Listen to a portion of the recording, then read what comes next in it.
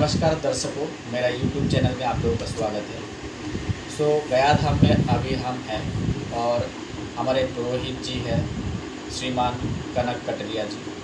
तो उनसे हम कुछ जानकारी प्राप्त करेंगे, कुछ सवाल जवाब। तो सीधे सीधे हम उन्हीं से पूछ लेते हैं कुछ सवाल और जवाब के विषय में। तो पहला सवाल रहता है, हम गया धाम में कैसे आएंगे, उनसे कैसे संपर्क करेंगे और सीधा उनके द्वारा हम यहाँ का कैसा कैसा लाभ उठा सकते हैं। तो उनसे हम इस सवाल पर हम पहले से आपका जानकारी ले लेते हैं। देखिए, गया में आने के लिए तो आज के इन दिनों बहुत सारे सुविधा हो रहे हैं। लोग बाई कार आते हैं, बाई ट्रेन आते हैं, बाई प्लेन आते हैं। तो जो जैसे भी होते हैं वो अगर कांटेक्ट में रहें तो उनको रिसीव किया जाता है। वो बाई ट्रेन आए तो स्टेशन पर रिसीव किया जाता है, या बाई रोड आए तो उनको रोड पर रिसीव किया जाता है। तो जो भी यहाँ पर आने की सुविधा है वो हम लोगों का यहाँ पर कारण होता है उनको रिसीव करना। ऐसा ना कि वो भटक जाएगा उधर, इसके लिए रिसीव करना होता है या करवाना होता है। जी, और पंडित जी, जैसे मुझे यहाँ पे अनुभव हुआ आके, आपके यहाँ पे रहने का व्यवस्था बहुत ही अच्छा सुविधा है। और मेरा और एक सवाल है, जो सदाचार होते हैं या वैष्णव से होते हैं, तो आपके वहाँ पे उनके लिए कैसा सुविधाएं उपलब्ध है, थोड़ा बताएंगे? हाँ, जो वैष्णव होते हैं या जो वैष्णव ब्राह्मण होते हैं उन लोगों के लिए खाने पीने की सारी सुविधाएँ होती हैं यहाँ पे। और हमारे गया धाम विष्णुपद मंदिर में भी प्रसाद का ये वितरण का समय होता है दोपहर में, वहाँ पर भी लोग महाप्रसाद लोग खा सकते हैं। और अगर ऐसा कुछ नहीं तो मेरे पास वो सारी व्यवस्थाएँ होती है, जिसमें वो गैस और बर्तन बासन थाली कढ़ाई जो भी एक मैंने एक रसोई घर किचन में उपलब्ध रहता है वो मेरे पास रहता है। जितने रूम होते हैं उतना सेट रखना पड़ता है। हमारे पास हो सकता है तो 2 बजे रात में आ गए तो बेचारे क्या करेंगे, उस परिस्थिति में हमें उसमें उनको असिस्ट करना पड़ता है, खिलाना पड़ता है, बना कर रखना पड़ता है उनके लिए। और दिन में अपने घूमने फिरने गए तो अपना अगर है 10 लोग हैं 5 लोग हैं वो अपना हमसे मतलब कर सकते हैं, रहना और अपना खाना बना कर खा सकते हैं। जी, धन्यवाद पंडित जी। और मुझे जहाँ तक यहाँ पे आके अनुभव हुआ, आपका व्यवस्था सुविधाएं बहुत ही अच्छा है। आपने ऑलरेडी जानकारी दे दी है। जो सदासर वैष्णव धर्म से होते हैं उनका भी यहाँ पे वो ख्याल रखा जाता है। चलिए हम और दूसरे प्रश्न की ओर चलते हैं उनका। हमें गया धाम में क्यों आना चाहिए, कब आना चाहिए, कब हमारा समय होता है गया धाम में हमारा पितृलोक के लिए उद्देश्य में काम किया जाना चाहिए। तो इसके विषय में धाम का महत्व हमें कुछ पंडित जी से हमें जानकारी प्राप्त होंगे, आशा करते हैं। तो उनसे डायरेक्ट इस सवाल का हम ले लेते हैं उत्तर।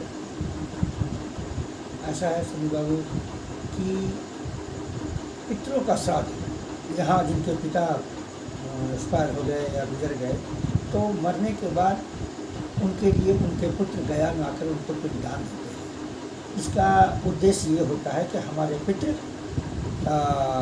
प्रेत से छूटकर वो वैकुंठ में वास करेंगे, वैकुंठ में वास करेंगे। इसके लिए वो आशा करते हैं, अपेक्षा करते हैं कि हमारा कौन सा वंशधर आएगा यहाँ और मुझे पिंडदान देगा। ये गरुड़ पुराण में भी वर्णन है इसके लिए कि कब उनको यमराज उनको पकड़े हुए रहता है और जब उनका कोई पुत्र या कोई उनका प्रतिनिधि गया कर उनको पिंडदान पिंड देते हैं तो उनको मुक्त कर देते हैं। अगर वो नहीं करते हैं तो हमारे सनातन धर्म में नियम है कि जब तक पुत्र अगर गया श्राद्ध न किए हो तो एक मुहल्ला के दिन, आश्विन कृष्ण पक्ष अमावस्या के दिन जरूर करना चाहिए। और जो भी हैं हमारे सनातन धर्म अवलंबी, तो प्रत्येक पुत्र का ये कर्म होता है कि अपने पिता को गया आकर पिंडदान दें, क्योंकि ये हम लोग पुराने ज़माने से मानना लोग बोलते आ रहे हैं, हमारे पूर्वजों के मुँह सुने हैं अपने बड़े बूढ़ों से कि जो पुत्र गया ना जाए वो कुपुत्र है। हाँ, ऐसा नहीं है कि पिता या माता का ऋण कोई उतार सकता है, कि भगवान का भी क्षमता नहीं था। लेकिन इस कर्म को करने के लिए ब्रह्मा विष्णु महेश भगवान राम भी आए हैं यहाँ पे। तो ऐसे बहुत सारे प्रमाण हैं कि जिससे ये पता चलता है कि प्रत्येक पुत्र को गया माकर के अपने पुत्रों का श्राद्ध करना चाहिए। इससे उनकी सदगति मुक्ति होती है, वो बड़े प्रसन्न होते हैं। और जब वो उनका कोई पुत्र जब गया में आकर पिंडदान देते हैं, वो चाहे जैसे भी हो, सीता माता ने बालू का पिंडा देकर ही अपने ससुर राजा दशरथ को संतुष्ट किया था, जिसका प्रमाण गया में है। इसका प्रमाण गया में है। भगवान राम तो अपने पिता का पिंडदान कर नहीं सके, लेकिन उनकी कुलवधू माता सीता ने बाली का पिंडा देकर उनको संतुष्ट किया। और गया ये कब से चला आ रहा है, इसके लिए भी थोड़ी आप जानकारी इसका ले लें कि गया ये जब ब्रह्मा विष्णु महेश थे उस ज़माने में ये यज्ञ किया गया था, क्योंकि अनुमानित उसी समय से था कि एक दिन कलयुग आने वाला है जिसमें जो मृत्यु लोक के प्राणी हैं उनके पास अल्प धन, अल्प शक्ति और अल्प आयु। तो अश्वमेध यज्ञ पृथ्वी को चलने के लिए अश्वमेध यज्ञ होना बहुत जरूरी है, जो कि पहले के राजा महाराजा लोग करते थे। कलयुग के लोग के पास तो न सामर्थ्य है और न उतनी लंबी आयु है कि बहुत कुछ कर सकते हैं वो। तो भगवान ब्रह्मा विष्णु महेश ने एक आयोजन किया कि गया में इस कर्म को कर देने से अश्वमेध यज्ञ का फल मिलेगा। पितृ तो संतुष्ट हो गए ही और वो वैकुंठ में वास करेंगे और अश्वमेध यज्ञ का ही फल मिलेगा। इसे श्राद्ध ना कह करके इसको पितृ यज्ञ बोलते हैं। साधारण भाषा में हम लोग इसको कहते हैं पिंडदान कर दिया, गया श्राद्ध कर दिया। श्राद्ध नहीं, एक्चुअली ये है कि अश्वमेध यज्ञ का फल मिलना होता है, इसे गया यज्ञ कहते हैं। और जब ब्रह्मा विष्णु महेश ने इस यज्ञ को आरंभ किया था तो संसार के सारे तीर्थ का आवाहन हुआ था। गया में पिंडदान देने के बाद सारे तीर्थ का पूजा हो जाता है। हाँ, ये 54 वेदियों में होता है। तो जितने भी हमारे सनातन धर्म में जो तीर्थ थे वो सब यहाँ विराजमान है। सिर्फ एक नहीं है, प्रयागराज भाई जो तीर्थों का राजा थे वो, तो हो सकता है उस समय उनको अपने काम काज या बहुत सारे ये देखने में मौका न मिला हो। इस बात का तो कहीं प्रमाण नहीं मिलता है क्यों नहीं आए प्रयागराज, लेकिन सिर्फ गया में प्रयागराज नहीं आए हैं, इसीलिए बहुत से लोग पहले जाकर त्रिवेणी संगम में स्नान करते हैं, मस्तक मुंडन करते हैं, उसके बाद वो गया माता पिंडदान करते हैं अपने पितरों को। तो भाई हमने जो भी अपना कर्म कुकर्म जो किया है वो गंगा में हमने जाकर धो दिया उसे, उसके बाद स्वच्छ होकर पवित्र होकर अपने पितरों का श्राद्ध करते हैं। और ये प्रत्येक पुत्र को करना चाहिए। इससे उनके घर में अगर पितृ दोष है, कोई अशांति है, रोग व्याधि है, इनकम कर रहे हैं ठहर नहीं पा रहा है, ये सब पितृ दोष है। इसको हम लोग पितृ दोष बोलते हैं कि भैया पितृ दोष है, गया में आप निवारण कर लें इसको जाकर। तो लोग यहाँ पर आकर दो तरह से लोग आते हैं, एक तो अपने पितृ के भक्ति से और दूसरे प्रेतों का भी उत्पात या उनके परेशानियों से भी यहाँ पर आते हैं। और यहाँ पर प्रायः देखा जाता है कि उनको मुक्ति मिल जाती है। यहाँ पर तो ऐसे लोग आते हैं जिनके शरीर पर प्रेत आत्मा हो, हाँ, पागल की तरह कर रहे हैं और पिंडदान करते हैं, शांति मिलती है। त्रिपिंडी श्राद्ध गया में करते हैं। धर्मारण्य बोलकर एक जगह है, वहाँ त्रिपिंडी श्राद्ध प्रेतों से मोक्ष या प्रेतों को शांति करने के लिए वो त्रिपिंडी श्राद्ध वहाँ पर होता है। बहुत सारे लोगों का मानना है कि भाई हमने गया में पिंडदान कर दिया, अब हमारे पितृ तो पितृलोक में रहे नहीं, हम अब क्यों उनको करें। लेकिन ऐसा नहीं है, ऐसा नहीं है। वो मुक्ति कोई नहीं पाता है।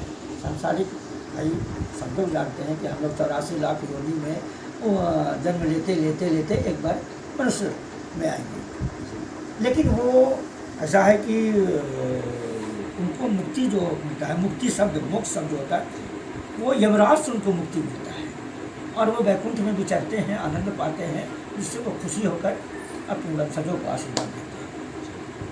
हाँ, तो मैंने बहुत सारे लोग कहना हम तो गया में पिंडदान कर दिया, अब पितरों का क्या करें। नहीं, ऐसा बात नहीं है। गया में पिंडदान करने के बावजूद भी उनके घर में उनके तिथि पे तर्पण या श्राद्ध या अन्नदान, वस्त्रदान, ब्राह्मणों का सेवा, इसे करना है। क्योंकि हम लोग जो ब्राह्मण कुल के हैं उनको तो आजीवन संध्या वंदन करते हैं। तो देव तर्पण, ऋषि तर्पण और पितृ तर्पण, ये तो नित्य प्रति संध्या वंदन में लिखा है। तो ठीक है, बहुत से जाति हैं जो संध्या वंदन नहीं करते हैं।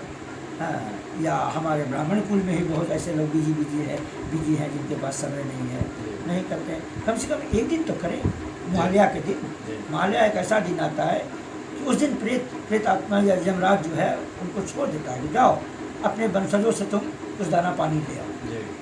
उस दिन अगर उनके घर में उनके वंशज जो हैं उनका नाम नहीं लेते हैं, उनका कोई ये तर्पण कुछ नहीं करते, तो वो दुखी हो जाते हैं और दुखी होकर वो श्राप अभिशाप भी दे देते हैं कभी कभी, जो पितृ दोष लगता है।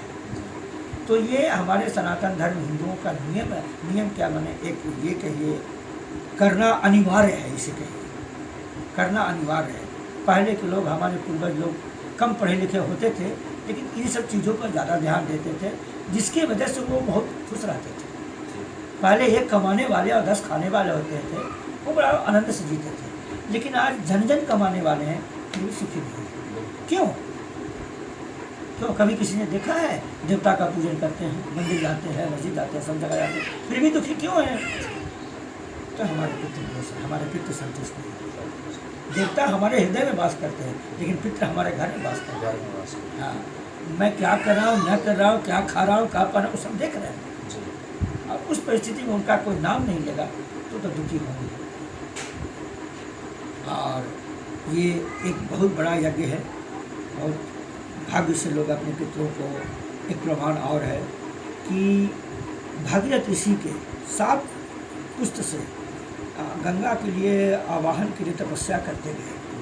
जब 7 पीढ़ी जब उनका गुजर गया, तो जब भागीरथ ऋषि जब तपस्या के लिए बैठे तो गंगा का आवाहन हुआ और उसी के जल को लेकर वो अपने 16,000 वंशजों का तर्पण और श्राद्ध करके उनको मुक्ति दिया। तो भाई भागीरथ ऋषि का तो हर कोई नाम जानता है और उनके वंश में वही एक थे जिन्होंने अपने पितरों का जल तर्पण देकर उनको उद्धार किया। तो ये प्रमाणित है कि गया में पितरों का श्राद्ध करना बहुत जरूरी है, अनिवार्य है लोगों को। धन्यवाद पंडित।